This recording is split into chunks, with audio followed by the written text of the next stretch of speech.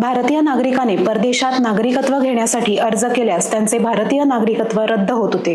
त्यामुळे संबंधित व्यक्तीला OCI दर्जा मिळवण्यासाठी अनेक अडचणी येत होत्या। मात्र नव्या आदेशाप्रमाणे भारतीय पासपोर्ट रद्द झाल्याचा दाखला OCI कार्ड प्राप्त करण्यासाठी वैध ठरणार आहे। आता OCI म्हणजे काय हे जाणून घेऊया। OCI चे पूर्ण स्वरूप भारताचे परदेशी नागरिक आहे। हा एक प्रकारचा इमिग्रेशन स्टेटस आहे, जो भारतीय वंशाचा पासपोर्ट असलेल्या परदेशी नागरिकांना भारतात राहण्यास, काम करण्यास आणि अभ्यास करण्यास सक्षम करतो। भारतात ज्यावेळी दुहेरी नागरिकत्व म्हणजेच ड्युअल सिटिझनशिप ही सुविधा हटवण्यात आली, त्यावेळी भारतीय लोकांसाठी PIO म्हणजेच पर्सन ऑफ इंडियन ओरिजिन ही सुविधा सुरू करण्यात आली, जेणेकरून परदेशी भारतीय लोक भारतात प्रवेश करू शकतील। त्यानंतर PIO ही सुविधा रद्द करून दुहेरी नागरिकत्वाच्या सततच्या मागणीला प्रतिसाद म्हणून ओव्हरसीज सिटीजन ऑफ इंडिया म्हणजेच OCI ही योजना 2006 साली सुरू केली। OCI कार्ड प्राप्त करण्यासाठी रिव्होकेशन सर्टिफिकेट वैध नसून पासपोर्ट सरेंडर सर्टिफिकेट असणे आवश्यक होते। भारतात OCI संदर्भात मागच्या काही दिवसांपासून गोंधळ चालू असल्याचे दिसून आले।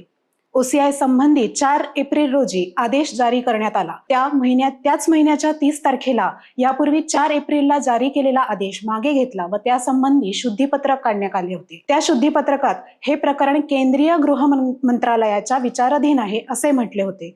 यामुळे तमाम गोमंतकातील लोकांच्या मनात, म्हणजेच ज्यांचे भारतीय पासपोर्ट रद्द करण्यात आले आहेत अशा गोमंतकीय लोकांच्या मनात संभ्रम निर्माण झाला। अनेक कारणांसाठी परदेशात पोर्तुगालमधील लिस्बन येथील केंद्रीय नोंदणीत गोमंतकीय लोकांनी आपल्या जन्माची नोंद करून पोर्तुगीज नागरिकत्व स्वीकारले।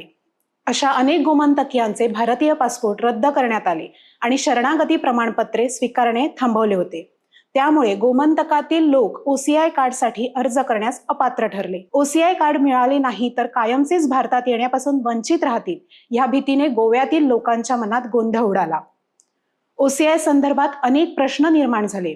सरकार आणि विरोधकांमध्ये मोठ्या प्रमाणात वाद निर्माण झाले। विरोधकांनी सरकारवर टीका देखील केल्या।